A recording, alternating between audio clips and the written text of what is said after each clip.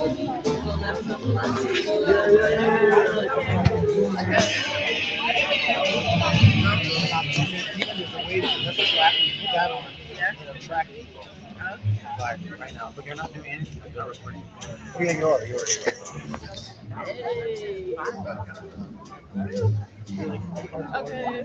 Now that's a little setup.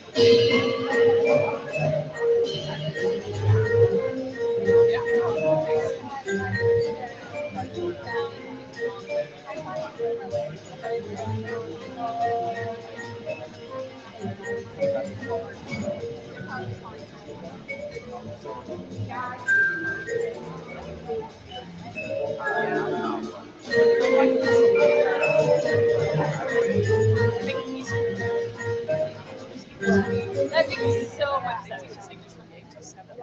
Give it up for the 7th.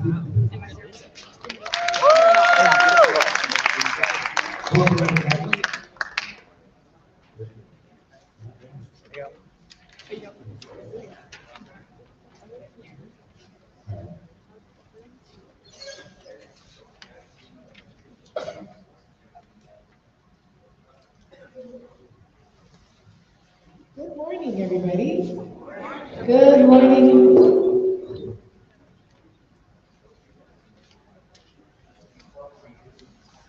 Welcome. Welcome to the celebration of our Black History Month events in Hyde Park and Black History itself in Hyde Park. And welcome to the celebration and the commemoration, really the marking of 50 years of educational desegregation in the city of Austin. My name is Marcia Kim Jackson, and today I will serve Marlon as your mistress of ceremonies. Marlon and I are partnering in this work. It is Hyde Park's first Black History Symposium. And please join me in thanking and celebrating Mr. Marlon Solomon for this really extraordinary work. Thank you, Marlon. As I mentioned, Marlon heads the African American Academy and collaborative and work. And I am the founder of the Forum for Racial Equity in Hyde Park, also the forum's mother, which would be the West Fairmont Hill Community Group.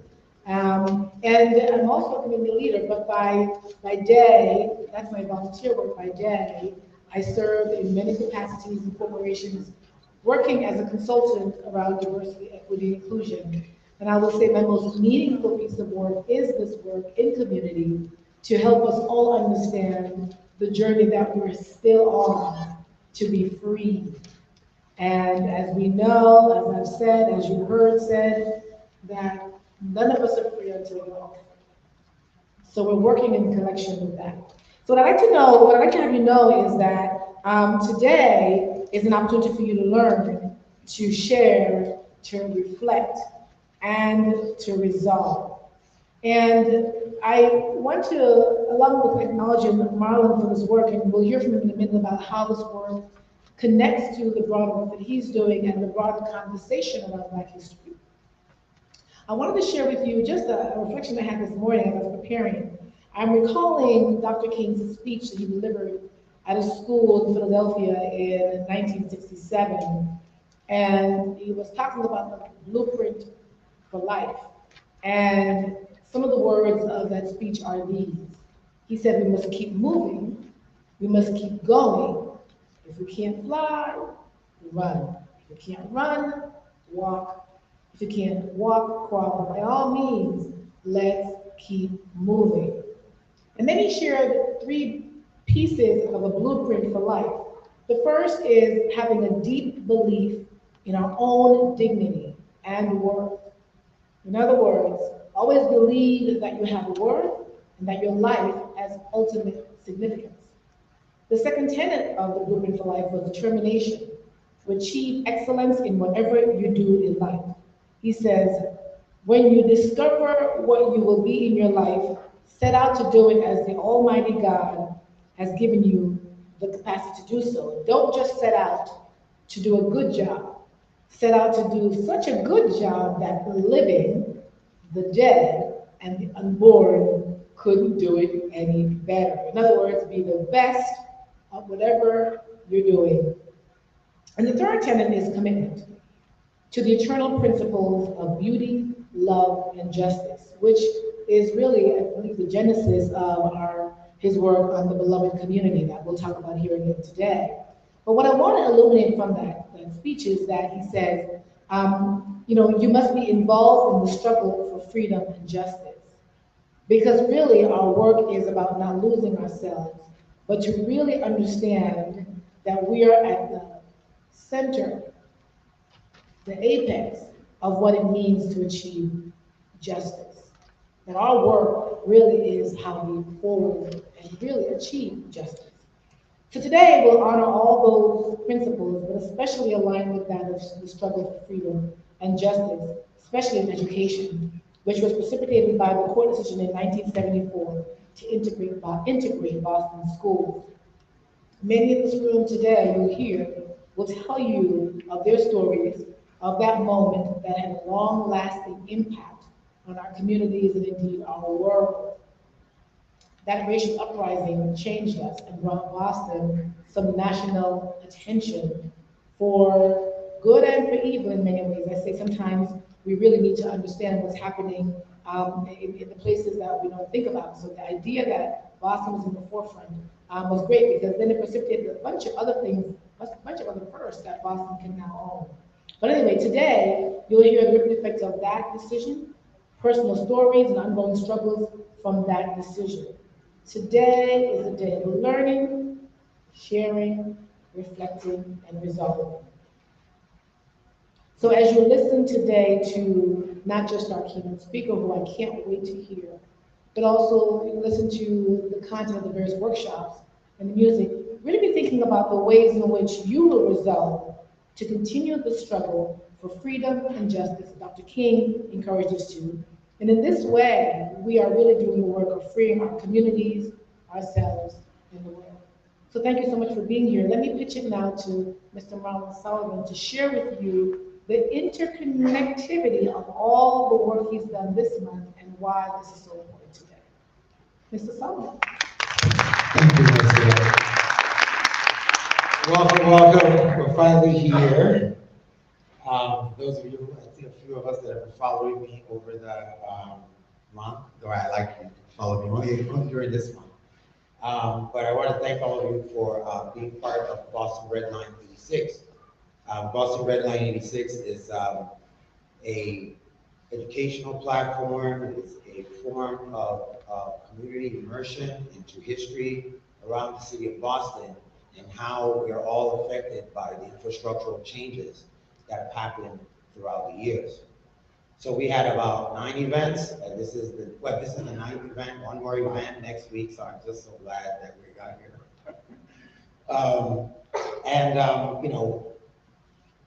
It's a cold month to be doing a lot of community walks. We've been on, this is the 4th weekend that we've been in person, and we had a bunch of community walks. We've been in Roxbury, we've been in Dorchester, some of the Jewish temples. We've been, last week we were at the West End Museum, and today we're here. And this is the first annual Road to Reflection Symposium. And I think it's important that we start to reflect where we are, especially in terms of healing, because we need our youth to understand who they are and where they stand in this struggle. When we think of a thriving community, a beloved community, we're thinking of a place where everybody's moving in the same unison, going towards the same goal as a community. This is, today we're going to be working on an idea, having a marker outside of the school to commemorate not just this moment of the past, what has happened in the past, but also to signify what we think of when we think of education in a beloved community moving forward. How does that look? How does that sound? What's there? What isn't there? And the only way to find this out is to look back to before the celebration, before the urban renewal that changed all of our lives. So, for those of us who don't know, it's called Boston Red Line 86 because the Boston Red Line map was issued February 1st, 1938. So I thought it was a pretty good idea to use that date as a way to bring in the Black History Month every year. And we marked this 86 years since it's been done, and a lot of things were affected by that. And this leads to what I think we should be working towards is those communities, and I actually had a great honor of talking to our keynote speaker this week, Jerry Robinson, and she was raised in those communities, those beloved communities that used to exist in the South End and Lower Roxbury prior to when the Southeast Corridor took out the whole community. Now, this happened in every community all across America, and I'm not going to go into that. We're going to talk about that a little later. But that instance of wiping out just about any, and I've seen a lot of maps, it goes through every single African-American community in every single city, some of them right down the middle. And I'm not talking about some half or like some major percentage, literally all. That was the need. We actually needed to do more busing back then. Why? Because guess what? We had less schools just a few years earlier. But before we get into that a little more, I want to also thank some of the sponsors. City of Boston Office of Economic Opportunity and Inclusion, Hyde Park Main Streets, and the Boston Main Street Foundation, some of our supporters, Community and Support of Hyde Park, Forum for Racial Equity and Justice, Wally's Jazz Cafe is here, Northeastern University. Where are my Northeastern students at? I see y'all. How y'all doing? All right. Hyde Park Historical Society, the West End Museum, and many others. Of course, our attendees and fans, and those who followed us over the years. So yeah, we did 10 events, 4 neighborhoods, and to show one Boston.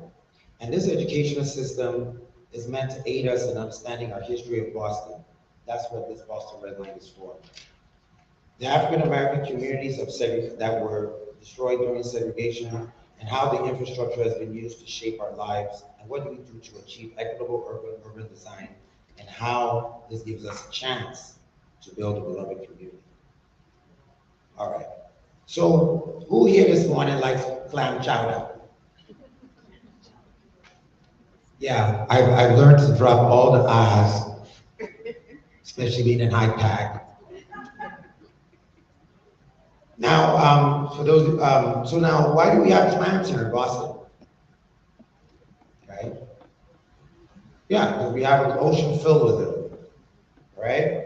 And these clams and the reason why I'm talking about this is because land drives cultural development.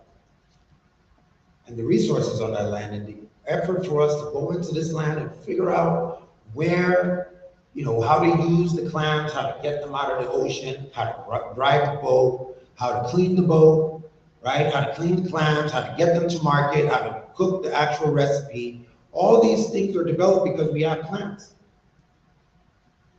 That knowledge base is cultural development. And that's how when you have clams in this community, right? That's why we have the clam chowder. And this is why if you now found a way right? We found a way to take away this clams from our community. All that knowledge that you learned would now not be useful, would it? Right? There's no need knowing about clams in Arizona. Right. And that's what happened to the African American communities here and all across America. There was a green book. Their cultural hubs were based they were based on music, jazz in particular. The African American primary cultural artifact is the ability to play instruments. When these communities were destroyed, also the spaces in which they learned the music. Because remember, they couldn't go to Berkeley. All right, give me a second. All right, I'm here somewhere. All right. So, but basically, this ability to have this music and where these spaces were played, this is what kept the music going. When these communities were destroyed, those spaces were destroyed. The ability to transfer that information from generation to generation was destroyed. Also, the community, the skills were rendered irrelevant. And now this generation is unable to play the music that they invented. This is some of the effects, the cultural effects of redlining and urban renewal and the Chitlin circuit. Remember, this happened all across America, all at the same time. So we're going to talk about 50 years of segregation because this area had restrictive covenants in the deeds, restrictive racial covenants, meaning that, so why there was violence here was because this area was the first time the community was getting any kind of diversity. I want to be very clear that it was completely racial because back then, all these areas were kind of like turfs. People in Charlestown couldn't go to, North End, and it was, back and forth, Irish, Italian, people all over the place. So I want to be very clear that there's a cultural barrier, but the racial barrier was also the most. We have people here today that are going to share their stories, and I hope that you're here to be open-minded, think of how we're going to use this information, especially we have a petition. I would like you guys to please sign it on what education should look like. And it's going to have the music, it's going to have vocations, it's going to have community-based organizing, it's going to have a lot of things. So thank you so much for being here. Let's get this show on the road.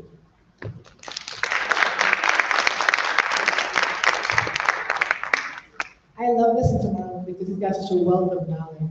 Thank you, Marlon, for getting us grounded and ready for this. So I wanted to say something. I meant to do something. I'm not sure if the band is still here, but I want us to really acknowledge them because these students have come willingly from Berkeley because they want to learn and understand the moment that they're living in. So they're backstage, but could you really give them another, they're right there, shout out, you can do that, let them know you love them. Thank you so much. And the reason why it's important is because we notice that we are being silenced, Black history is being silenced all over this country. And we want to be sure that those who want to learn have a chance to do so. And so we welcome anybody in the space who wants to learn and be a part of the conversation. And so that's part of why I wanted to make sure we acknowledge them and their work and their contribution to this morning's program. I now want to give a chance to our new city councilor, Mr. Enrique Pippen. Enrique is our newest city councilor. He is an advocate for civil rights, for human rights, for community viability. Enrique is not just a mouthpiece, but he's also a person of action. And I applaud Enrique for the work that he's done in helping us put this together. So we want to give a chance to hear from him and his work and have him also welcome us into the space. Councilor Pippen.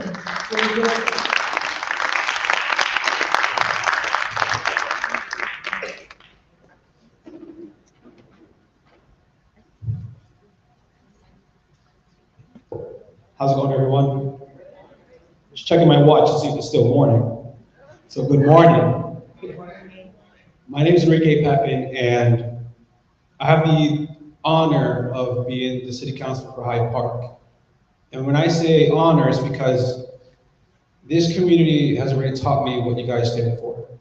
And reading the history of desegregation in BPS and understanding the significance of history in this exact building that we are here today.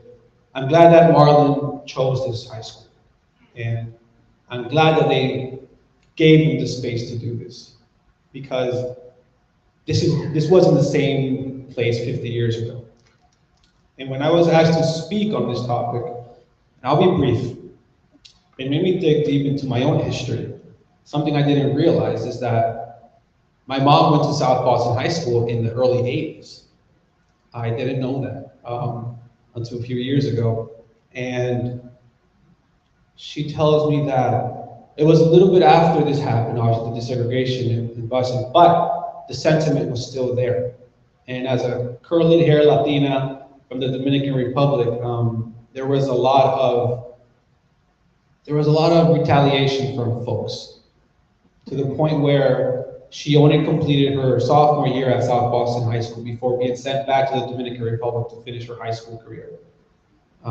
Because she, multiple times when she'd be chased down, there's like a hill going down South Boston High School towards Broadway Station, where she got chased down a few times by several of her colleagues that weren't Latino. And I didn't realize how much this topic impacted me directly. And I also realized that we're still not where we're supposed to be. We're just part of the history at this point. And realizing that the resources of BPS are not equal. And I'm not speaking for District 5, Roswell, Hyde Park, or Mattapan. I'm speaking about the entire city. The quality of education in the North End is, in Charlestown, it's different from those in Dorchester, Roxbury. And I say that with confidence because I know that's the truth. So as a city council that just got elected and being exposed to that immediately and seeing how the budget works and seeing how this matters, this conversation today matters because it's about the future generation. It's about understanding the history of how we got here. I know I have work to do. And I just want to let you all know that I'm here to work for you. I was made vice chair of the Civil Rights Committee, and I'm doing that with the chair, Tanya Fernandez. Thank you. This topic is important, but I just want to end it by saying thank you to the community. I see a lot of faces here that you guys show up. You guys show up for each other. This is where the Juneteenth celebration happened. This is where this conversation is happening. I don't see this happening in a lot of other neighborhoods. So be proud of that, Hyde Park.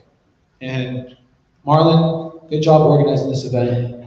Marcia, I have to mention you because you always show up. Thank you for having me here. I look forward to this conversation. Thank you. Thank you, Councilor. And now we are going to jump right into the meat of our plenary session this morning, which includes three things. First is a snippet of a documentary that talks about the busing crisis. It's a film that takes a look at Boston's busing crisis, really thinking about how police action, Judge Garrity's involvement. I'm just making a note. I want to see what I want to mention from this very long comment. And talks about really the plan that in many ways we are here to really look more closely at the impact it has on our lives. What I want to say is that this is a setup for a conversation that we're going to have after you hear from somebody that I highly respect, and somebody who I believe holds this history, embodies this history, and is using the history to inform her work in this community. None other than Dr. Jerry Robinson. You'll meet her in a minute, I'll introduce her in a minute. But I wanted to say that this film is setting that up. So the documentary is called Can We Talk? Learning from Boston's Busing Desegregation Crisis. And you'll see only about an 8-minute snippet of the documentary. And when we finish that, we'll introduce our keynote speaker.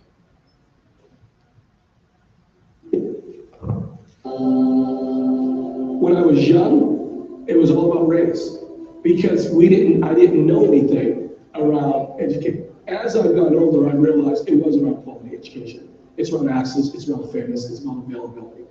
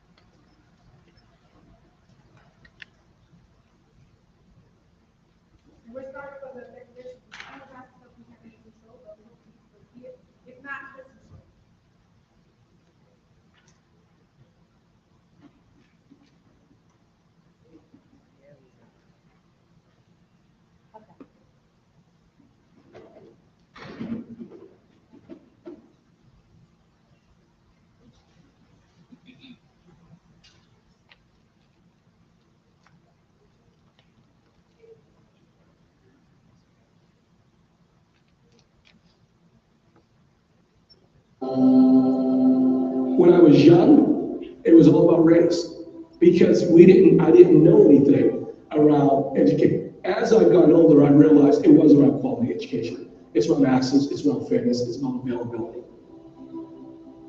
The atmosphere was terrible. They had the whites on one side, the blacks on the other. Everybody, the race stayed to themselves, and it was a lot of tension, and you had your troublemakers that would start some black kids start trouble with the white kids, some white kids start trouble with the black kids. And as soon as one little incident that the teacher would hear, if they thought a fight was going to break out, they would call the principal, and before we know it, they're telling us the buses are coming to take us to Lena Park. When we get to school, they made us stand outside in the rain because the kids were blocking it, and they told us we couldn't come in. This morning, it was an all-out riot because the police literally came and literally took us as the ones that were being aggressive, and it wasn't us being aggressive, but we were standing out in the rain. Not talking about for like an hour, we was out in the rain. And we tried to go somewhere. There was a store that we used to be able to go into. And when we got there, that one guy told us he wasn't even niggas in this store anymore. We couldn't come in there anymore to buy goods for the school. We was trying to find a place for shelter, because like I said, it was pouring rain out. The buses had already left us there. So again, here's another one. I gotta call my mother to come get me. She has to leave work this continuously. And I'm repeating myself because this is how it was. It was a repeated process. It went on and on and on. And my focus now, looking back at that, I was cheated out of school. After bus, some went on straight to the hospital, some was dealing with a lot of trauma to the face from the stones being thrown. I was shaken, emotionally distraught. I told my mom, my family, I am not gonna go back to school. I refuse to get back on that bus. I'm not gonna lose my life for high school. And she said, okay. So you had to do something. So all the pioneers, from if it's John O'Brien, Mel King, Juanita Wade, Carmen Pola, for me the Mickey Roaches, all these pioneers, they had to do something because it was unfair that black children weren't getting access to the same quality education as someone from Beacon Hill, West Roxbury, and others. First thing I did was to pull my children out of the public school system. I put them in Catholic school. And you might think, why did you get involved? Because as far as I'm concerned, when there is a person of color in trouble, I'm going to be there. That's the way God made me. And I felt more free to be involved without jeopardizing my children's education out of the system. The system was extremely cruel. It was many kids, parents all day didn't know what grade they were in. As I got involved with the system, I got in many committees. I found many, particularly African-American children, 19, 20 years old in high school that didn't know what grade they were in. It was real terrible. Hyde Park and Roslindale black students boycott school. Violence occurs at Mission Hill in Roxbury. 38 are injured, 24 whites and 14 blacks. People who had the means found a way to get their children into private school. For black people who had the means, they went through Medco to do integration, not in the city, but into the suburbs as a way of accessing quality education. So though people of means were able to escape the side effects and the construct of what happened and the dynamic of what happened with the busing situation after the initial 10 years of trying to give the system time to do equity, it became a part of the destruction. Black families loved the idea of education, what we're doing kids. They knew it better than anybody, but they couldn't get it. And they were willing to even bust, they were willing to bust in 1968. But the school committee, they didn't want to pay for it, so they knew if you got to a white school, I'm saying temporarily, not that these aren't bright kids, or could be, but it wasn't there. We didn't go there because we thought the only way that we could learn is to sit with white children. That was the only choice that we were given. And after all of the efforts that were made by operations such as Medco and Ellen Jackson through the Exodus effort were thwarted, particularly Ellen Jackson's Exodus effort.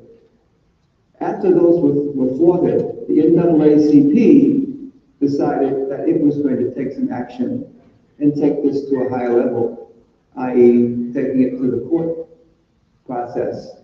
And it was out of the hands of the school department, it was out of the hands of the citizen parents at that point, and the only thing that any judge could do in order to change the in order to change the segregated school system in Boston, was to issue a court order that said desegregation must happen, and it must happen immediately, essentially. Every student entering Hyde Park High School is searched by faculty members.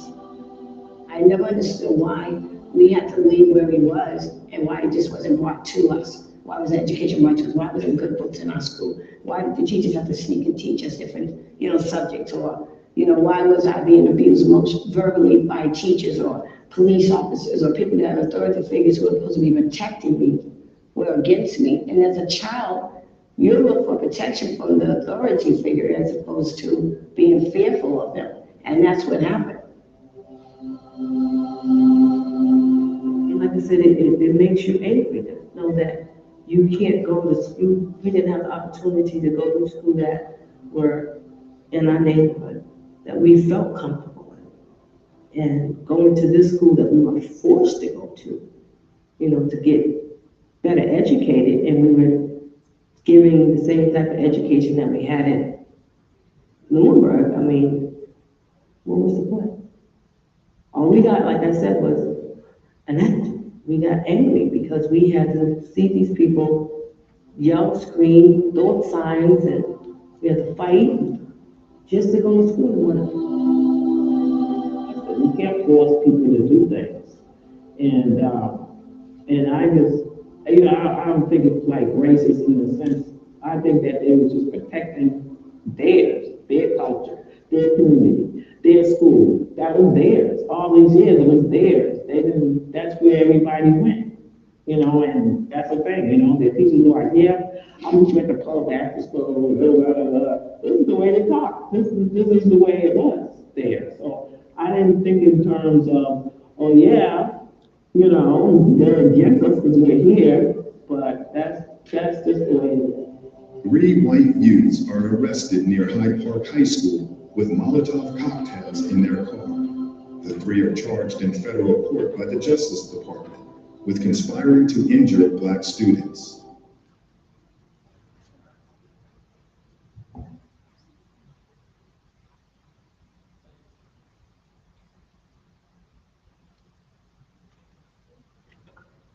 So as the lights are coming up, just want you to sit with that for a minute. All those comments, all those stories, pain, fracturing, the consistent manifestations of systemic and structural racism, the harm. Every time I'm in a room and I listen to a story or recount something, as a Black person, I have a very visceral and natural reaction. And I have to pause, catch my breath, as I ask you all to do. And when you're pausing and catching your breath, ask yourself the question,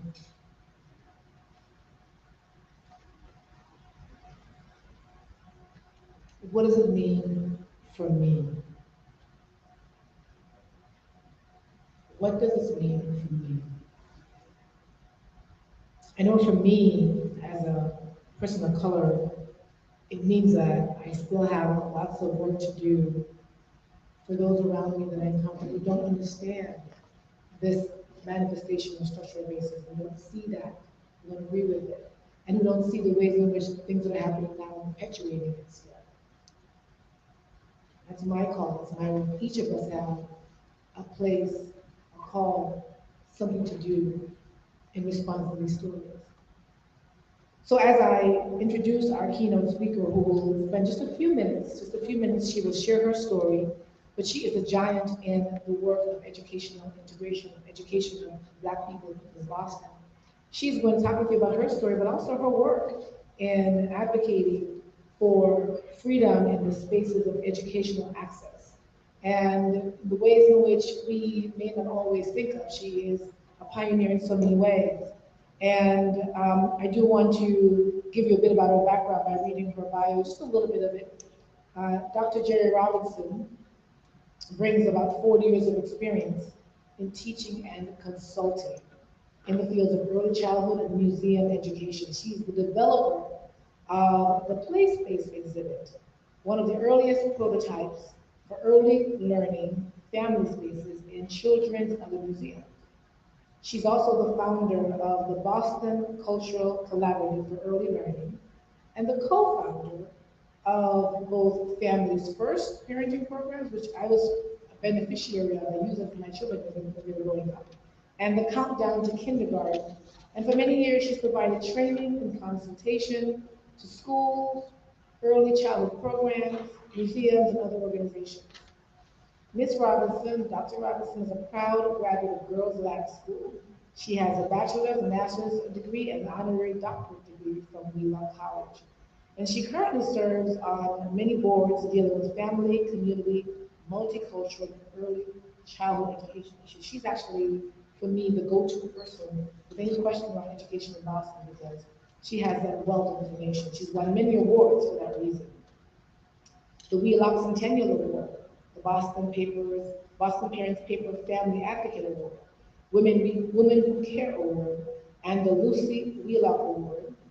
She's also a participant in the Scott Sharp Fellowship in Early Childhood Care, and really a program participant and leader of the Early Education Program in Cambridge, Massachusetts. She was named, by the way, to the American Association of Museums, the Centennial Honor Roll, and in recognition of her work in museum and the field of education. In 2010, she was the recipient of the Abigail Ehrlich Award given by the prestigious Boston institution. Dr. Robinson comes to us to offer a keynote address and to share with us her story as well as help us think together about what we do next in the space of education in Boston, education integration, and how does segregation really call us to do that. So, Dr. Robinson, we welcome you. Please join me in welcoming Dr. Robinson.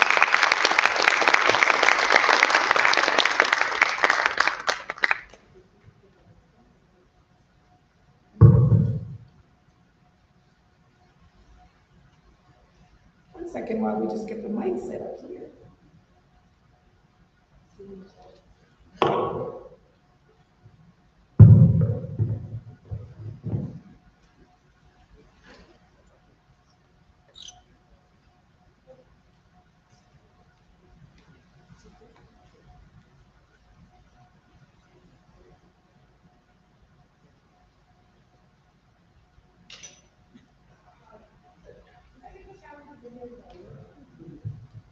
Good morning, everyone. Good morning. I want to thank both Marcia and Marvin for bringing us all together today. And I'm excited to be here. I'm going to tell you a little bit about me and what brings me sort of to this work that I've been doing for the last, most of my life, to be honest. So I am Boston born and bred. I've lived my entire life in the city of Boston. First 30 years of my life. I grew up in the Fort Hill section of Roxbury, and then have moved and lived in the Uplands Corner area of Dorchester. This fall, and it will be the 70th anniversary of my beginnings in the Boston Public Schools. I went to the Nathan Hale School in 1954. Nathan Hale is a small school in the Fort Hill section of Roxbury, built in 1909. It's a lovely school. It's a wonderful, small, what we call a single-strand school, one grade at each level. In 1954, the Nathan Hale School was actually an obsolete school. The Nathan Hale School is still a Boston Public School today. What was wonderful about the Nathan Hale School was the Nathan Hale community. We all walked to school. Everybody walked to school in those days. Fort Hill was a very mixed neighborhood. There were both American and Caribbean Black students, kids who were coming up from the South. There were first generation Greek, Italian, Czechoslovakian students. We were a melting pot. All of our teachers were white. All of our teachers had spent time teaching in that community, and many of them, we were the second generation of students that they taught. I had all white teachers at the Nathan Hale School, but I had a lot of love at the Nathan Hale School. We were considered a poor school. We didn't have a television. We had to walk to the neighboring Dillaway School in Dudley when public television first started having TV shows for students to watch. We had no auditorium, so we had to walk to watch an hour of television. We didn't get school pictures until the 5th grade because they kept thinking that the families were too poor to afford them. These were the disparities that I felt as a kindergarten to 5th grade student in the Boston Public Schools. The only thing that made a difference was the love and dedication of our teachers who made do with less than optimum situations. I wouldn't really understand that there was a difference in what kids were getting in Boston schools until, as a 7th grader, and I entered Boston Girls Latin School, and all of a sudden I saw kids walking in with their instruments, people with violins and cellos and other things, only to learn they had learned to play those instruments in their elementary schools. Our teachers sang. We had a teacher who played the piano. That was the extent of our music experience. As a child, you don't know what you don't know. We knew we had love. Love can go a long way because I learned to understand that there were other schools where the teachers weren't so loving. I got a good education at the Nathan Hale. I didn't get a complete education, but I got a good education. I got good math and English instruction, good enough so that I could excel and do well when I went on to Girls Latin School. I was a student I graduated from Latin School in '67, which meant I was out of school before busing. But I don't know if you saw this week's banner, there was an article about the Freedom Schools, the walkouts that had taken place in the mid-'60s. That was my generation. I did that. That was one of the scariest days of my life. To not go to school, but to go to the community schools, which were wonderful, which were a lot of teaching. Where had I learned my Black history to that moment? In the churches and in the community, not in our schools. We had the Alma Lewis School of Fine Arts. Alma Lewis taught us about ourselves, about history, exploring the arts. Mrs. Haynes from St. Cyprian's Church taught piano lessons for 50 cents so that we could have have those kinds of things. You could grow up poor in Boston and still have access to a number of things in those days. But that didn't always continue. As a young child, the museums were free. I fought and finally we were successful. It's now that Boston Public School families have access to museums 2 Sundays a month for free. As a child growing up in Boston, we had that. I don't know when it went away. We could go to the zoo. So my issue is Boston is a place that people come to from all over the world to take part in some of the most wonderful education that there can be. We went through busing to keep our own students from accessing what others were accessing. Children didn't want to be bused. Parents didn't want their children bused. They wanted an equal opportunity to resources. And so the only way they could get those resources was to be in the same classrooms of the schools that had the resources when theirs did not. But busing became that weapon that really pitted poor communities against each other. South Boston High School had no better resources than Roxbury High School did. We were pitting 2 poor communities against each other, both lost. And look at where we are today as a result of that loss. So fast forward, this is now 2024, I sit on the Boston School Committee. Did I ever think this would be a place that I would land? Not in your fondest dreams.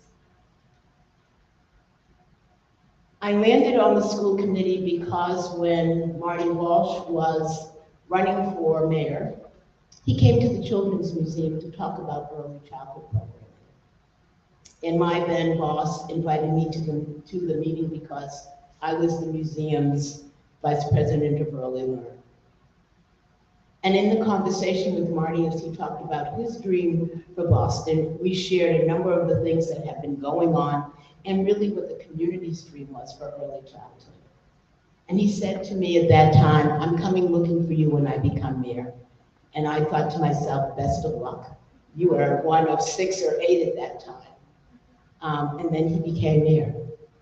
And first I came on to help with his transition team, and then was asked if I was interested in being on the school committee because there was an opening happening, and I told him not on your life. And then a year later, after actually beginning to understand more the importance of what the school committee did, I said I was interested and became a member. I became a member having had, as a high school student, an encounter with Louise Day Hicks. I was a junior at Latin school and I fell on the steps and broke my leg. I had to get to school. My father worked in downtown Boston and decided to go to the school committee because he had heard that they provided transportation for students who couldn't, who had difficulty walking, etc. And so you can only imagine a Black man walking into the school committee offices in the early 60s looking for Louise Day Hicks. Said there was a lot of scurrying around, but they ushered him into the office. And he explained my situation and plight, and I think she was completely relieved that he could not come to fight with her. 2 days later, a taxi appeared to take me to school, and did for 6 weeks. At the end of that time, she called and asked how I was doing, and was glad that everything had worked out well. She actually sent me a graduation card. So it was quite an issue of observing a person who could do good if asked, but at the same time could be spewing the kind of poison that was being spewed publicly. that juxtaposition of experience has stayed with me. And as I sit on the dais on the school committee, I keep thinking, what kind of person am I to be with the life of children in our hands now, in terms of wanting to make sure they have the best education? I don't want to make missteps. It is a hard job. It is probably the most thankless volunteer job I've done in my life. And this is my 10th year in on that panel. But the issue is, it's more than the meetings that you see on Wednesdays. We have lots of behind the scenes work, because my issue is, in a city like Boston, with the resources that there are here, there is no excuse for us to have failing schools. There is no excuse that we have schools that don't have what they need. We have years and years and years of, I couldn't say it's indifference, but inequity in terms of investment, resources, and accountability. The problem we face now is we're trying to do something about it. And we get as much pushback and fighting in trying to fix the problems that we have inherited. What I'm dealing with now is not of my doing. It's what we've inherited. But the only way things are going to change for us is if, as a community, we start talking about what all of our students deserve, not just some of our students. The students we serve today are very different than the students that were part of BUSIN. Our demographics are very different, but our needs are as great. We have $1 billion+ budget. We are busing children. The question is, where are we busing them to? Our buses serve as childcare for families, because sometimes you need to get your kid to school at one time and you've got to get somewhere else. We have, most of our families are working families. That's not as so true as it was back in the days, early days of busing. You know, things have become muscle memory. We do things because we have done things, but it's really a time, as we look at our trying to really rethink with the Green New Deal, what our schools look like, where our schools are, the kinds of resources we have.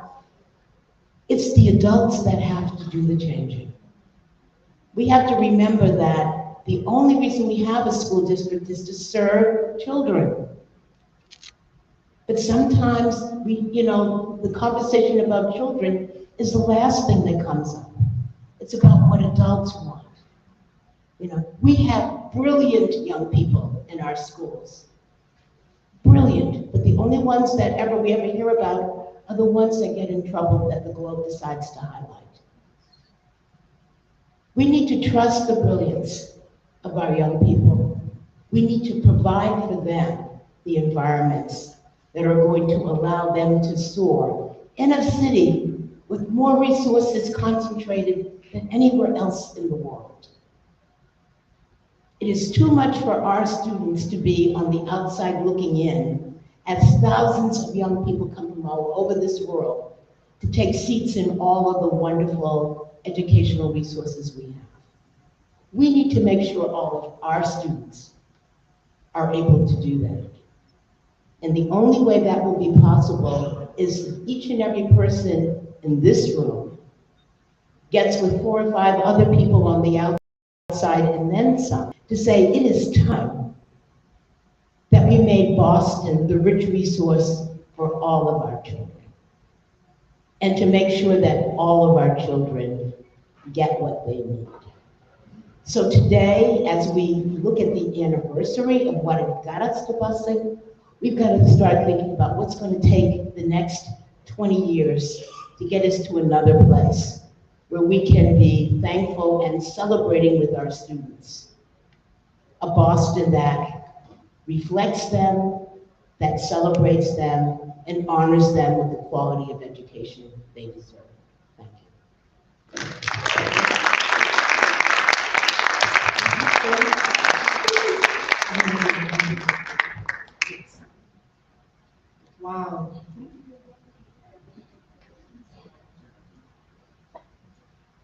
You know, when we have people like Jerry in our midst who have not just a personal perspective, but a professional purview of the work and the journey, I celebrate that because that to me is a grounded way for us to think about the things that we have responsibility for.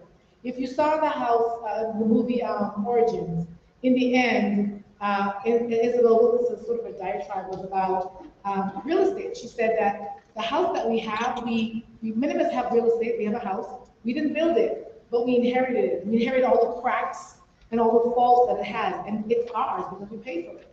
But when we're in that house, we now have responsibility to take care of that house so that no other deterioration takes place.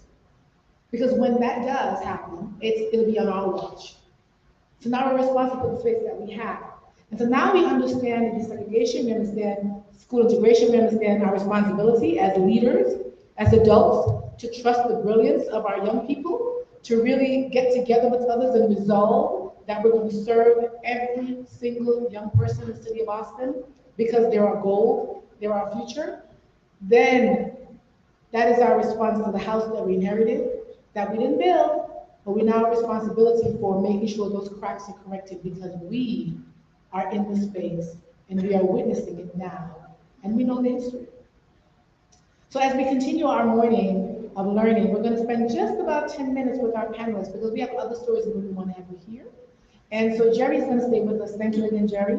And I'm going to ask a couple more people to come to the stage to hear their stories as well. And as we do that, I do want to acknowledge, I know there are other educators in the room and other advocates. I saw Representative Salvo who was here, another advocate for our community. And I see Joe the Smiths, Joe and Janet, sorry, a quick, oops, Joe and Janet Smith, Dr. Smith in the room who are educators as well. So thank you all, and others of you who are here, thank you for being here. So joining the stage are these people, and as I call your name and introduce you, please step up and join us. We're gonna have some chairs for them, and Marlon will have a couple of questions for you, just to get 10 minutes, and then we will adjourn from this space to some snacks, warm refreshments, and then to the workshops. So the first panelist is Mr. Thomas Gonzalez. I think he's still my neighbor.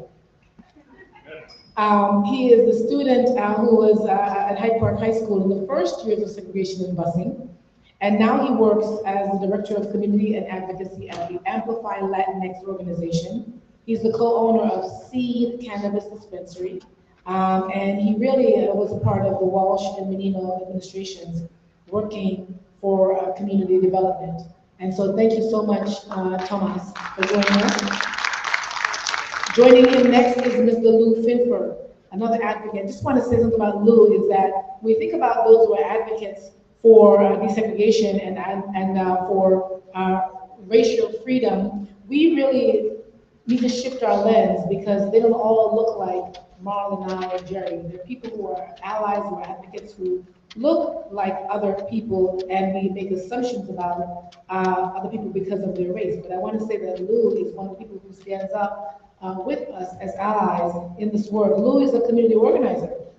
He's an economic and racial justice organizer. And really started back in the 70s when it wasn't popular to do so. Now, you know, there are people who are coming out, but quite frankly, in the 70s it was dangerous to do that. But Lou has always been in that space. And so Lou, I salute you and thank you for being here. He's the co-chair of the Boston Desegregation and Busing Initiative. He's organizing in many forums really around this conversation, specifically around the 50th anniversary of desegregation. Joining him are a couple of students who were in the midst of the busing crisis. And Becky Glover is the first person I want to call. Becky, are you here? Becky did not make it here. She's not feeling well. Okay. Barbara John. Barbara, you're here. Barbara, please come on up. Barbara was a teacher at Hyde Park High School during the 80s and 70s. And she's taught at the Lunenburg School. So her educational perspective is important. You can come this way. And then Pat Henderson. Pat, are you here? Yes, hey Pat. Pat is director of the Hyde Park Community Improvement Organization, and it's called the People's Task Force. And she was present at the high school in the 70s.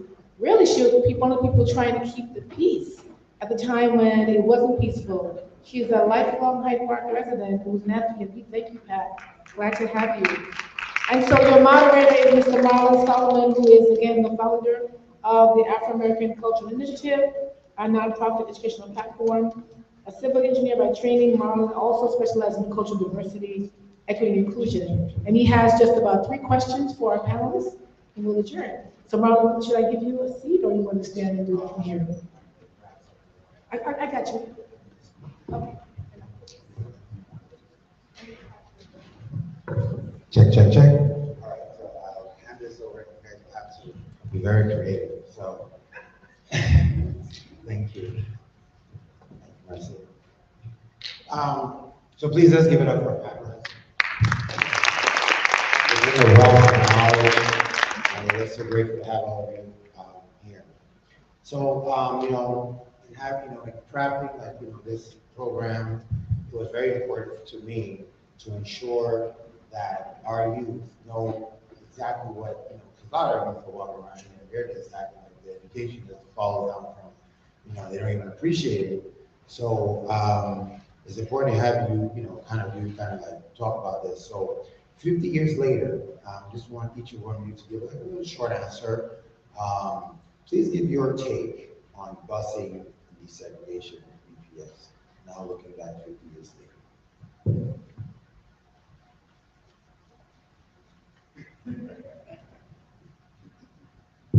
That's a very challenging question because let me tell you just 2 seconds about me.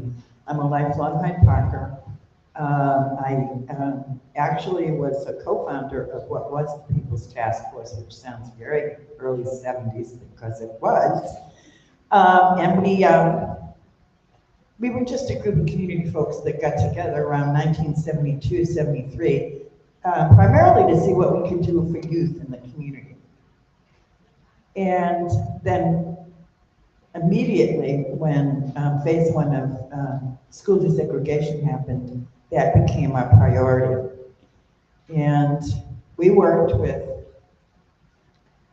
hand in hand, both in and outside of Hyde Park High School, with Lena Park.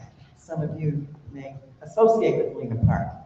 But, we got together as joint teams to try and prevent the students from being hurt, to try and promote safety. So we were both in and outside the schools. There were some pretty hairy things going on in the community in those days. And school desegregation was certainly not the least of them, but it was the one that got the most press. We saw adults, mostly white adults, promoting bad behaviors among the children. And inside the schools, we found out that very soon the young people understood how to close the school down and get off for the day. And we also saw children being hurt. We saw adults handing rocks to kids to throw at other kids. We saw adults in the community meeting together to try and destroy any semblance of order that was going on in the schools. I did not meet Louise Day Hicks, but we did have Fran Janine, and Fran was a vocal person in anti-busing. And it was just a really scary time for kids, scary time for adults. It's true that when you were out on the front lines in the 1970s, as Lou was and I was, that it was frightening. You never knew. I once went to the hospital with one of the parents' council members who was hurt in the school by the door. She was a small person, and the doors were pushed open, and she was behind the door. And so it was kind of scary that way. I don't want to take up a lot of time, so I will hand the mic over. Hi, this is a hard question to answer because I think I have mature when I was a teacher at Hyde Park High School, I was totally in favor of busing.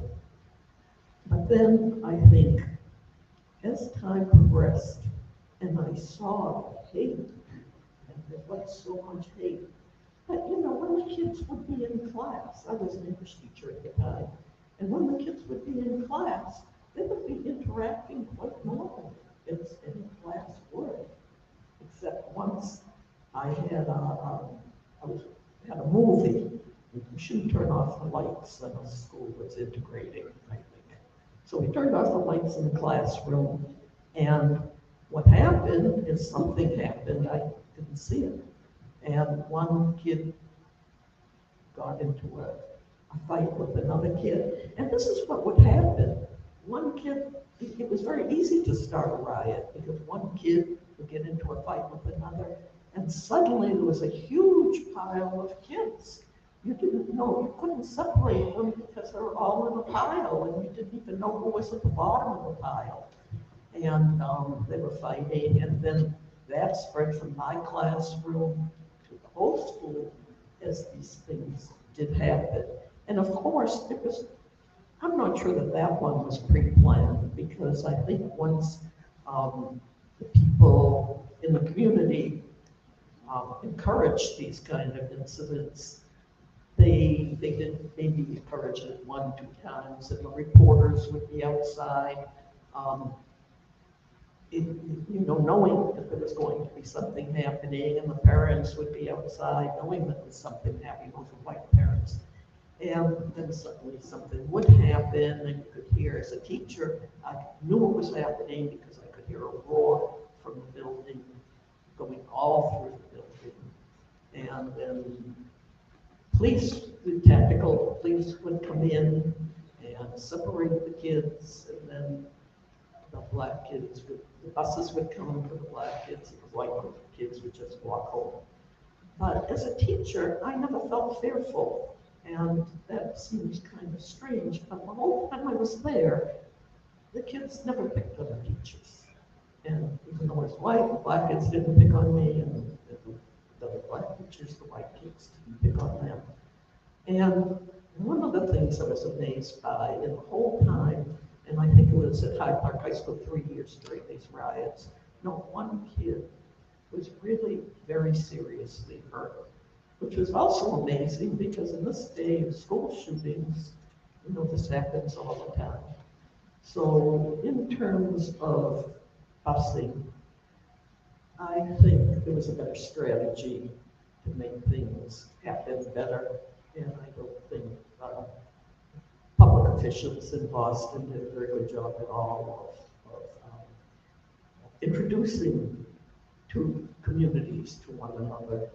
And as Barry said, very often to poor communities to one another who felt that one community was resources from the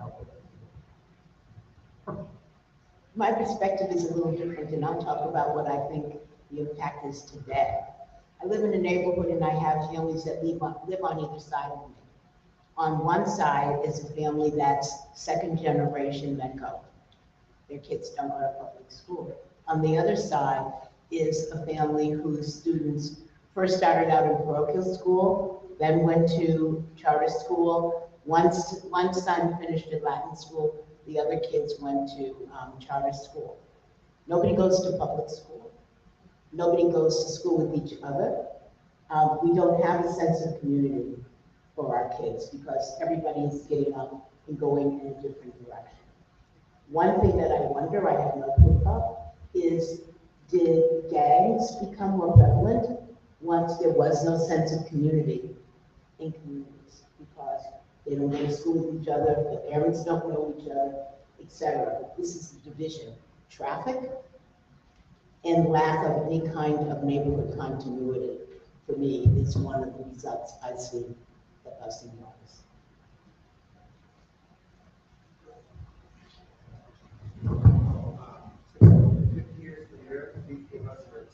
50 years later, please give us your take on busing desegregation in Boston Public Schools. Yeah, I think it's good. So I come to this I like how we all sort of framed this from the very beginning with the juxtaposition. I was born on January 15th, but I was born in South Boston. My family came here from Puerto Rico in 1965, and we lived in South Boston until 1973. We were considered what you call lower enders. If you know South Boston, you know how that neighborhood is divided. In 73, we moved to Jamaica Plain. Most of my uncles and family, for the most part, stopped going to school. It was really tough. I went to the Boston Public Schools, and I love how you put this, I went to the Margaret Fuller neighborhood and walked there. Most of everybody we grew up around were progressive hippie whites, blacks moving in from the South, Latinos. But I unfortunately did not have that love. And I had teachers that I could easily say hated us, and I don't know why. I went through that whole experience, came here for 9th grade, and I felt so unsafe at this school that I literally had to figure out how to go somewhere else. So I had teenage parents. My mom was 15, my dad was 18. By the time I came here, they didn't know anything more than they did when they first started. So trying to figure out how to maneuver and get into tech, because at that time I said, okay, I gotta get into my big school. For me, this place was crazy. I was in the shop class downstairs. If you know what that is, that's a whole different environment. That's not the regular ed. Those are the kind of separate learning. But I would see kids in the morning tooling with a piece of aluminum, and by the afternoon, they're swinging at other kids. And I've seen kids jump out of windows in the second floor here. Like, this place was violent, absolutely violent. And I never felt safe here. And I had gone through South Boston, gone through JP, grew up in Edison Square, which wasn't any safer than any other neighborhood in the city of Boston, but I never felt so unsafe as I felt here. And such a desire to be. I would give this place one credit. They created a love of learning because I got introduced to Shakespeare here. And that's kind of what that means, like, okay, I'm not a dumb kid, I can read and write, and I can do something, unlike I was sort of prepped and done in the school system. And so I kind of just took my own education, just being here for my own hands. Ended up going to Boston Tech and finishing there. The school systems as a whole are terrible. And I don't want to say it so quickly, but Boston Tech is an amazing space. I really wanted to go there, and just to have us displaced and put at Madison, and then still to see, even to today, that's a concern that in the industry of West Rockville, that continue to see displaced in high function, high performing kids of color, blows my mind. But what has it done? My daughter is in medical with them. My kids went to private school.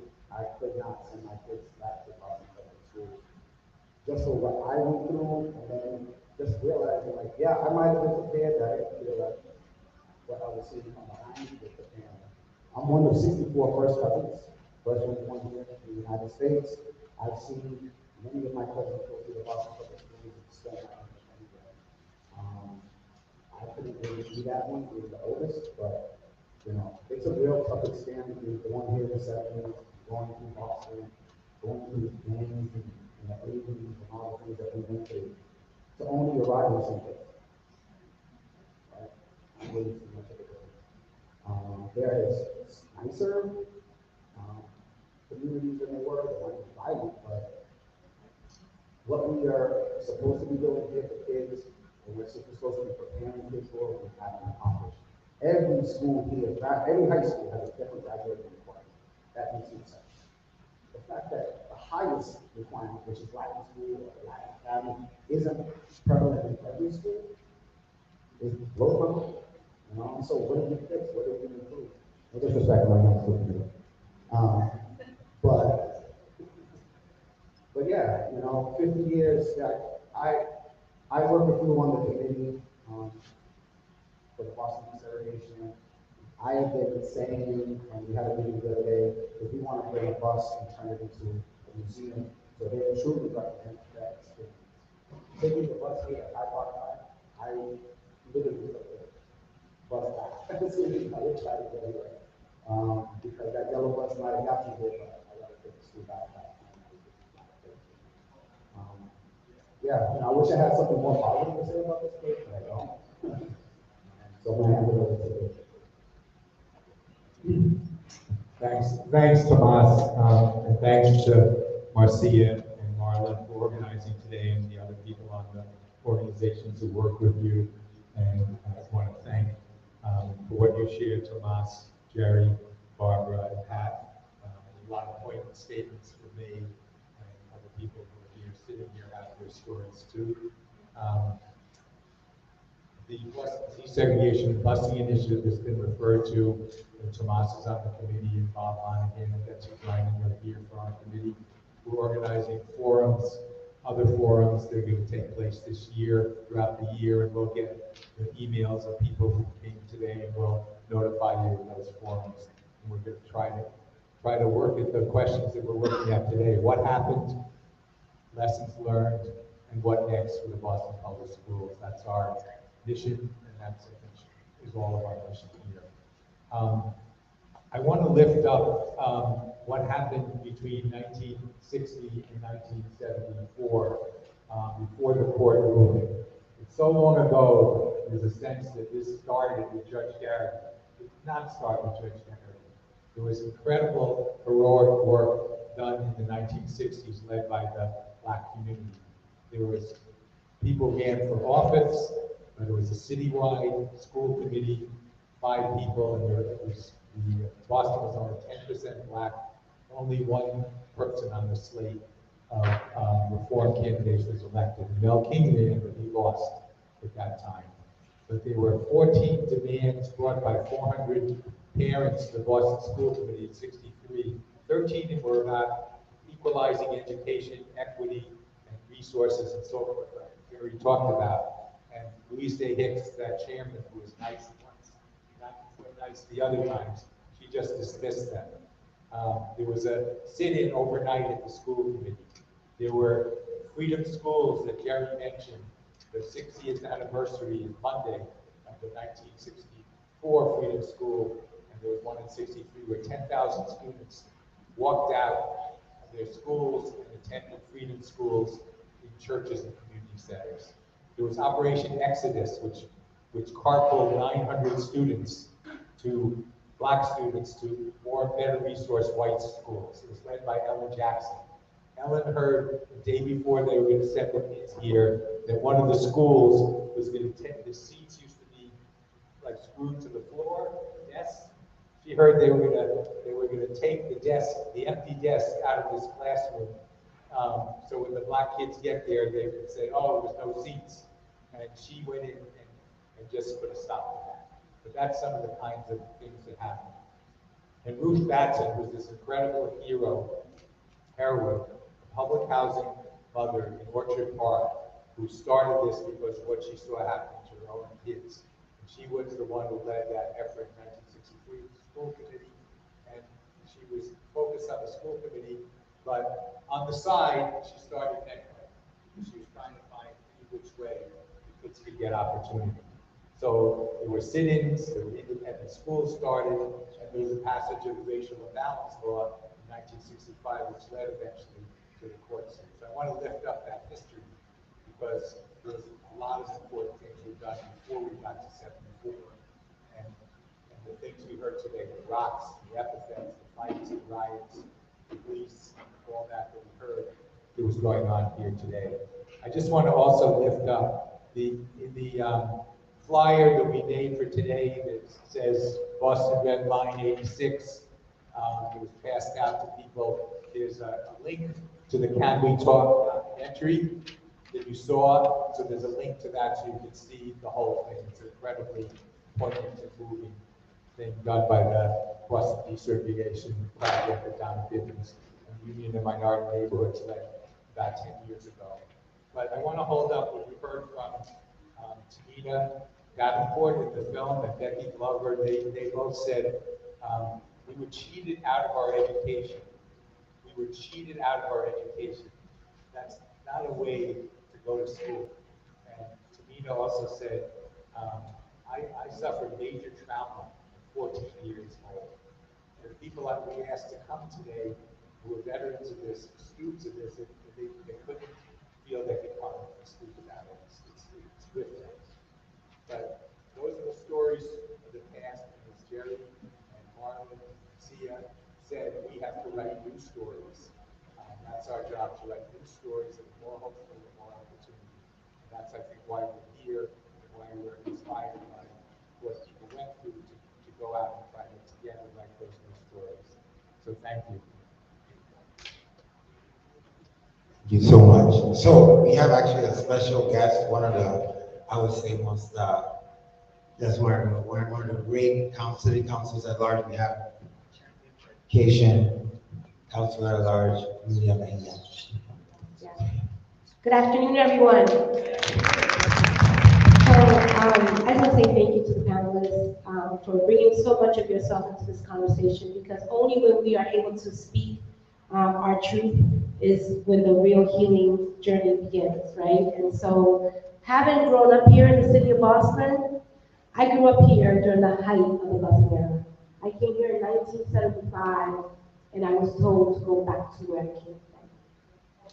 And I was part of the busing transition in the second phase, where I was bused from Dorchester to East Boston. And for me, as someone who has grown up with that trauma, because that's what it really is, I carry that trauma oftentimes into spaces and places that are not ready to receive that truth. And even 30 or 40 years later, as a full-on elected official, I have been in spaces where I've been told to speak English. This is America. Go back to where you came from. And I have to say, I am no longer that little girl that was afraid to come to South Boston. I belong here. I want to be here. And for me, carrying that truth into spaces is part of the healing journey. Because what I'm told is to get over it. This is not something that we get over. This is something that we embrace, affirm, own, and grow from.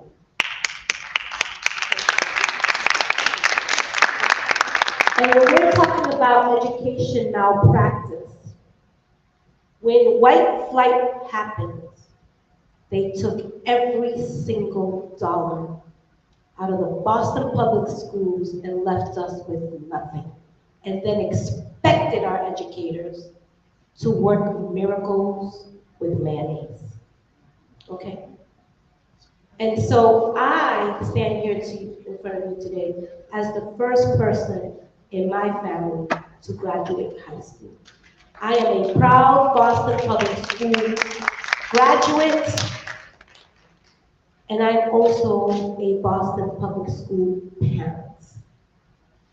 And so we cannot afford to allow anyone to have a pass at educating our kids this time around. Too many generations, too many generations. So if we're really serious about repairing the harm, and if we're really serious about restorative justice, and if we're really serious about getting over it, now is the time for us to confront that history. Because nothing hurts more to be told to get over it. And I'm not going to get over it. I'm going to embrace it, and I'm going to do something about it. That is what these times require.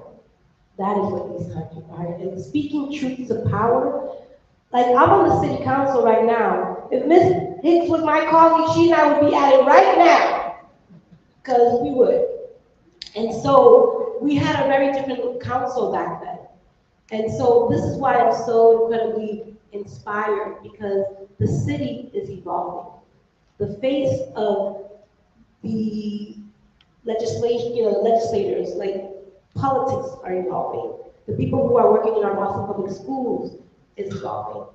But in order for us to really evolve, we have to be rooted in this history. The busing era is still very much a part of our history. And I'm so incredibly grateful to the entire team who's here and who is owning that. And the last thing I'll say, because I know y'all got other things to do, is I want to thank Marcia and Marlon for putting this together in Hyde Park. And always Hyde Park shows up, because these are difficult conversations to have, but this is what we need more of. The next time we do this, I want this auditorium full. People need to recognize that it's all of us working together across our differences. That's how we're going to move this city forward, and where nobody feels that they're going to be left behind, right? And that's what I want to see more of in the city of Boston. And I'll leave you with this. I'm Latina. I'm an Afro-Latina. I claim my Black roots. I understand where I came from. But when we're talking about the busing era, there's also an invisible cohort of folks who don't get uplifted. And that's the Latino and the Asian community. Because we were here too. And we were told, I was called a spick. I've been through it. And so I just want to uplift that when we're talking about the busing era, we need to also affirm the Latino and Asian experience, because we also went through it. I just want to name that as something for us to hold in our hearts, because that impact was real, okay? That's right, y'all gotta clap it up for me. That's right. But I would love to hear, because now I'm in a different position. I'm no longer that little girl that was afraid to go to South Boston. You know, I am stepping into my power, but I think that there's a role that the city council plays with this reckoning. And there's a role that the city council plays, and not just during the budget, but there's some policies and some protocols and some procedures that are still in place that are replicating harm. And so I'd love to hear from each of you, right? If there was something that we can do as the body, because we represent the whole city as a whole, whether you're a district councilor or not, you are a 13-member body, and we have to be responsible for the whole city. So I'm asking you each, if you could share with me one thing that I need to take back to that chamber so that we can restore, right, trust in government and repair the harm. What would you ask for? And I'm gonna go to all of y'all. I want all of y'all to talk.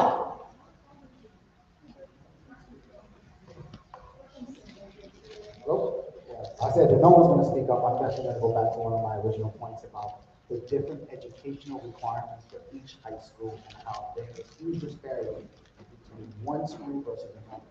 Every kid should be expected to learn at that highest level. If they can't make it, then we can make adjustments for that.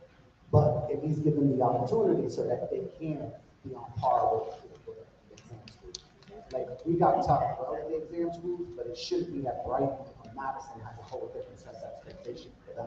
So that for me is what needs to happen. It needs to be improved. And I think it goes back to how the city is constructed. We talked about it can't be that those were the expectations. And so we need to raise that up and say, if we want our kids to excel in education, it's important that all of them you don't have to go black. That's the hardest of all things to do. Everything is. You know, whether it's calculus, physics, they should all be expected to be prepared from the moment they get in school to back in. Not, oh, you went to this school, you got to that AWC, and you got up. You have to rethink this whole thing. That's right. And I want to uplift, right? I went to Dorchester High when it was still Dorchester High, and it was called Dumchester, right? And so I didn't even know about exam schools, and we spent too much time and energy, and we should be uplifting all of our schools. And I think that narrative, even with Madison should be like the gem of our folk tech across the state. But it's like the stepchild of the Boston Public Schools, and so we need to do better at making sure that we're holding all of our high schools to the standard in which we want our children to be a part of. So thank you for that. Go ahead. Lou. Thanks. He'll get to do it, don't worry. There's a couple of things, and they tie together. I think one of them is to explore and adopt a model after exploration of highly specialized high schools. You know, so that children, when I went to school, back in the dark ages, the neighborhood high schools each had a specialty. And they weren't sophisticated specialties, but if you wanted auto shop, you went one place. If you wanted something else, you went somewhere else. And you could go to any school. But the point was that they were trying to prepare the students and provide an environment to prepare the students for real life work and real life college, although college was not so big then. But I do think that some kind of system which specializes, which allows for specialization and allows students open access to that is really important. And that ties to my second part, which is resources. There have to be more resources put into the schools. I always say that Boston is resource rich but coordination poor, right? So I think that that's an area of growth for us, is really recognizing where all of these resources are and how do we coordinate, right? So that we can be more effective with our limited resources. So I think there's some work on the coordination place, so thank you for that. I can only tell you what I was successful with. We gotta hear you. You better put that mic, we wanna hear you. Oh, okay. This is, I'll tell you one little story of something that happened. I was a math teacher at Madison for most of the rest of my career. And I had a kid who came in at the very, very beginning of the year. And I looked at his work and what he was doing. And I thought, oh, I don't know how I'm going to teach this kid. But as it turned out, he was turned off. And this is a problem with so many kids that come into high school. And I was a high school teacher, I don't know about middle school or primary school. But this kid was just turned off. He just didn't like math. He wasn't going to do any math, and that was it. And so it didn't matter what I gave him, he wasn't going to do it. But a miracle occurred. He got a girlfriend in class. And guess what? His math improved so quickly. That's the secret, y'all. Y'all hear that, right? So the school committee could put girlfriends and boyfriends, you know. Let me find out, y'all here, okay? No, I'm not really saying that. I'm saying that attitude is so important. And one of the things I've found to improve attitude for kids who are turned off is a lot of hands-on and group activities. And I think when teachers do that, in math, if class was really big, say 30, then I get the stronger math students with weaker math students, and I say they were the teachers, and it worked really well. And so I think that kind of learning needs to be encouraged. In Boston Latin School, where everybody's a pretty strong student, maybe those methods, but I still think those methods make kids happier when they're working in groups and hands-on.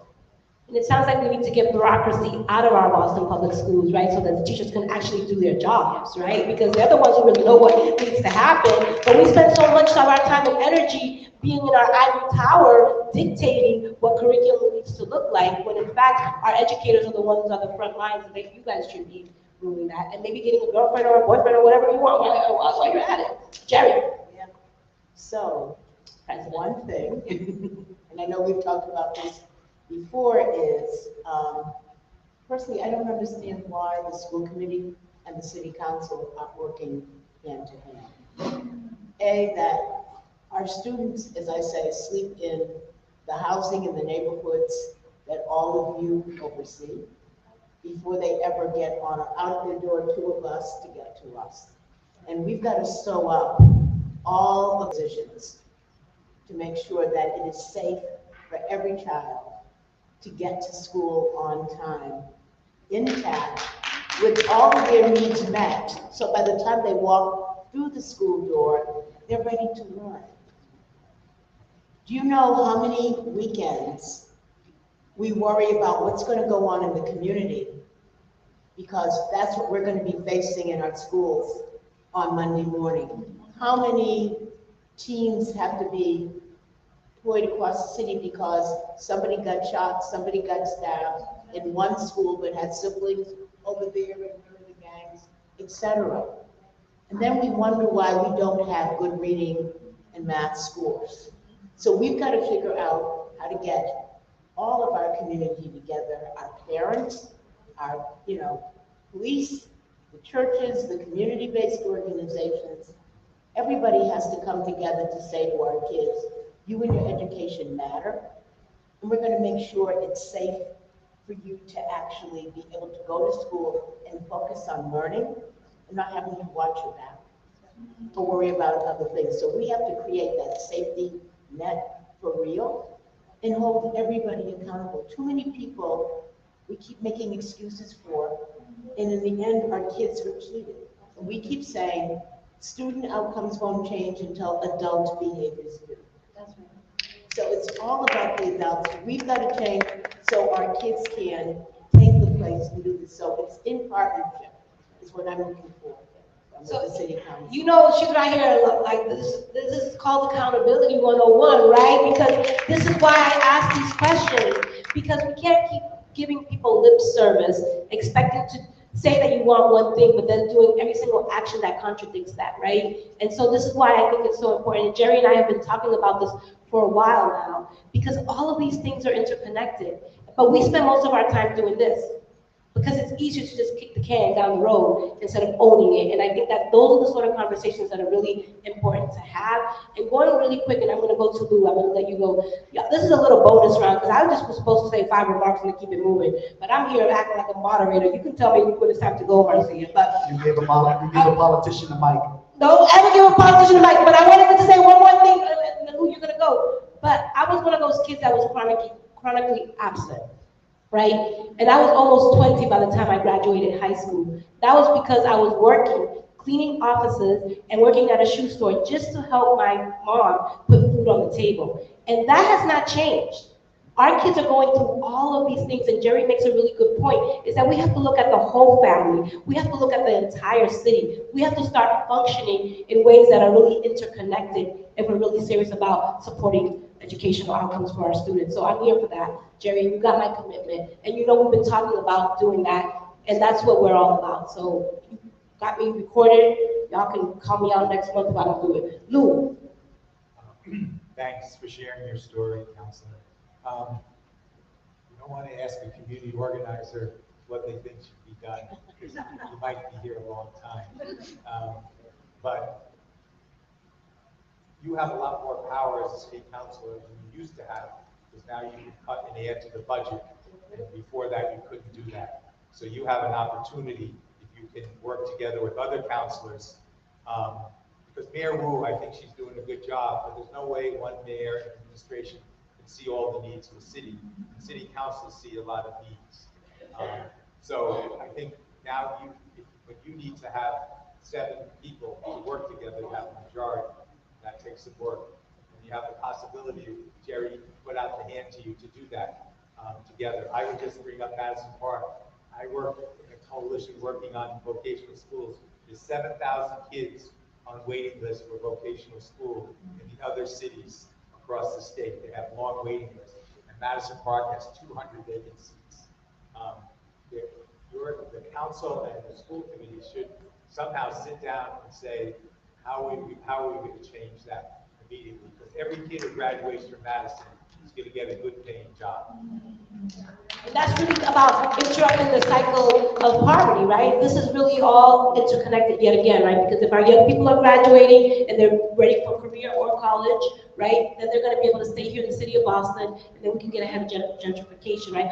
All of those things are interconnected. And I will just leave you all with this, right, that when we think about the movement and when we think about this work, I'm really happy to see our white allies here in this space, and because this is what's going to take for all of us. No more division, no more dividing us. We all have to recognize that no matter what your racial background is, your gender, or even your economic status in your pockets look like, it's going to take all of us working together to really drill into this conversation right now. So I'm going to ask everyone to see themselves as part of the journey and recognizing that those who have been the most impacted should always be leading, right, and uplifting and directing the situation and where we want to go. So I'm your city councilor at large, Julia Mejia. I am the biggest mom of the city council. I'm like a little chihuahua. Y'all better know that what I've learned here, I'm going to take back into the council. I'm going to work with my colleagues, and you're going to see what it looks like when we really put our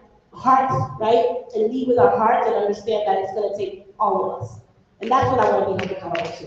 Thank you. Thank you. Thank you so much. And she's also the best dressed counselor. Right. All right, so I want to, we're going to quickly, because we have to go to our workshops, but I wanted to do a closing remark. So quick, just like, closing remark from everybody, and then I'll do a closing remark, and then we'll have a little treat for you guys. Very short. I think it's very important that we look at our history, and that informs where we are, and how to go forward from here. But for me, the piece that's really important is to be able to see ourselves creating beloved community. I think that right now, teachers, and I still feel like a teacher, have the biggest challenge with AI coming in. And I'm a little worried about that because I was previously an English teacher, and I don't know, we're going to train English teachers how to tell the difference between somebody's essay and somebody's AI. But, so there are a lot of challenges in education for the future, and I hope that we can meet them.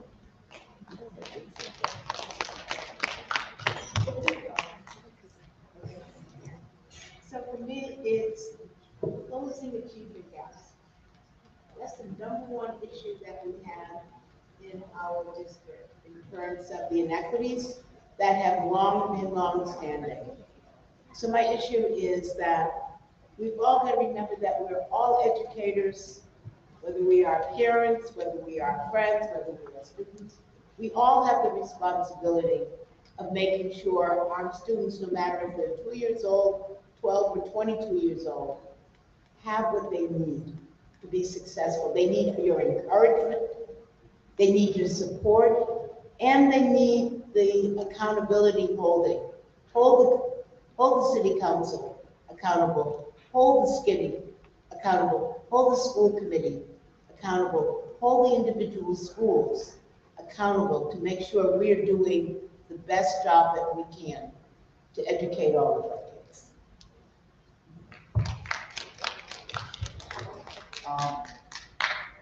When I have 19 uncles. When they come into town, they don't all live here anymore. When I say I'll take you to the airport, and they're like, okay, let's do it. And I try to go to the new way. They say absolutely not. Take me the old way through East Boston. I don't want to go through South Boston. That healing needs to happen because, as it was said in Lou's comments about the trauma, other trauma like the city councilor faced, like there is a lot of trauma in her that needs to be resolved. And unless we embrace this and really talk about it, kids getting hit with bricks, like forget about it, like you can't say that. This is something that needs to be talked about, needs to be dealt with. And in order for this city to actually move forward, this is actually one of the most important things we can address and deal with, is what happened in the Bussy Alley. Thank you. Thanks again for organizing this. The way I've learned that social change happens, and I'm 73 years old, is that you need an inside and outside. You need elected officials to lead and have vision, but you need community organizations and unions to organize to push them to do the right thing. So everyone who's sitting out there, a lot of you are part of a group and ask the question, how can I do more with the organization or union I'm within? If I'm not in a group, how can I connect to a group like Marlon Marcia's group? Because that's going to give the power to push the officials and make them accountable in the way Jerry said. That's how change happens. There was a story once of a group that met with President Roosevelt and brought up their issues, and it was not an easy question to bring to him. He said, I agree with you. Now go out, go home and organize and make me do it. Go home and organize and make me do it. That's what you got to do. Thank you. So I'm going to get, let me get my closing. So I wanted to just give you, so we're at the end of our discussion piece, And we're gonna head to our workshops pretty soon. But before we go, I really wanted to kind of be inspired by all this great conversation. But I definitely wanted to, because I have a couple of students here, and you know, like how is this tied to redlining today, is that they live in the formerly redlined communities, and they go to school in the green communities. And my youth, they literally sometimes go to bed hungry because of the food that, you know, they start out at 10 years old, and they go to these rich schools across the way. And these rich schools do not have the food that their mother cooks. So when you're 10, you don't have a wide palate, right? You don't have money for Indian food and all the good stuff. You only have what your mother cooks you, right? And when you figure out that it's only 24 minutes away from where you live, it really kind of does brings it home that we are living in a different world. And we're taking the best and brightest out of our communities, and we're taking them to other communities. And by the time they get to the age where they're making that money, they're assimilated into a culture that they don't even know what's going on in their own communities. And this is very, very key to the work that I do, because the African American Academy, guess what? We actually get a lot of kids that are from METCO kids, like they're like living in other cultures. And one kind of, we HBCU, the PWI, that's predominantly white institution. They're living in Boston, not too far away from their home, but because they go to school so far away, they need cultural supports to not feel like the only person of color in the room. Because if in this case, let me tell you what, if you tell a young person today that they're being successful, you're saying they're more likely to marry somebody that's not in their race, be surrounded by people that are not in their race, be the only person of color defending their whole race every time something of color comes up in that situation. They may want to go to HBCUs, but the HBCUs don't give them the money, so they end up in another predominantly white institution. Then they get a job, and then that's in another white institution. And they continue on and on from the time they're 10 years old out of their communities. And if you think that this doesn't matter, you're not looking hard enough. Because then these kids now fall within a little bracket where they don't get funds. So when I do my summer program that's for BPS kids, they live in Boston, but they don't get money for that because they're in METCO already. They are getting good stuff. So we're going to be actually doing some fundraising this semester, because when I invite my kids to come from, that have been with me for 2 years, I don't get funded for them, but I tell them to come anyway, because that's the only place they're going to get, where they're going to go to summer school out in Lincoln, Sudbury, or over there in Wellesley. Is that where they're going to go to summer school? And they can't get there because I want you guys to put in your GPS now. Hyde Park to Lincoln, Sudbury, and see what it tells you. It's going to take you to take an Uber. That's how the infrastructure still affects people today. And if you don't change that infrastructure, if we don't look to provide access, Hyde Park has no access. You have 2 Fairmount Hill and another commuter rail, and guess what? Those trains come once every hour. My students that came from Northeastern, they were all struggling like All right, so we're going to close it out, and I want to thank everybody because we're about to go to our workshop. But before we do that, I want to recognize the pioneers. Because, you know, especially Ms. Thomas, because I know you're a student at that time, because the students that I know really went through a lot of trouble. And, you know, this is something that we're not talked about. And because we're not talked about it, because we don't talk about it, people are not even recognized. So we want to recognize them for their service, like they went to the military, because was that. They did risk life and limb. And the first person I want to, all right, yes, the first person I want to recognize. All right, no, I know, but he's part of us. He doesn't get one. But first person I'm going to give is Mr. Jerry Robertson. Thank you for your service above the call of duty. Thank you so much. Yeah, go ahead. All the awards say we recognize the named person for service above and beyond the call of duty towards equitable education in the city of Boston. Yes, Jerry Rose. And next is our Pat Anderson. Love and community work. Thank you for your service.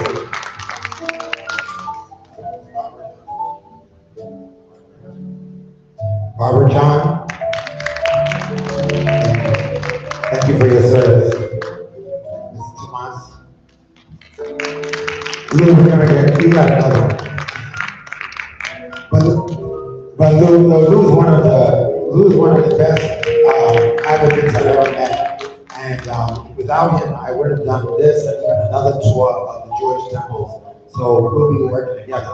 But last but not least, is somebody who came to us, Miss Jennifer Jones Clark. And yesterday when I told you I had somewhere to go, this was to go pick up this award.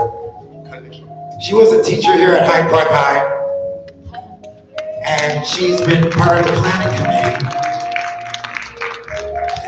And I want to thank you for your service to our community. Thank you so much. All right. Come on.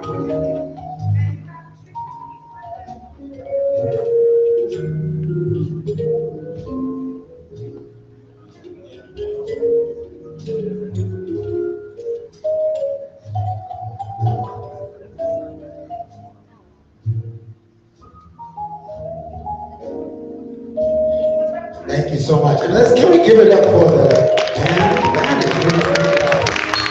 Let's all take a good.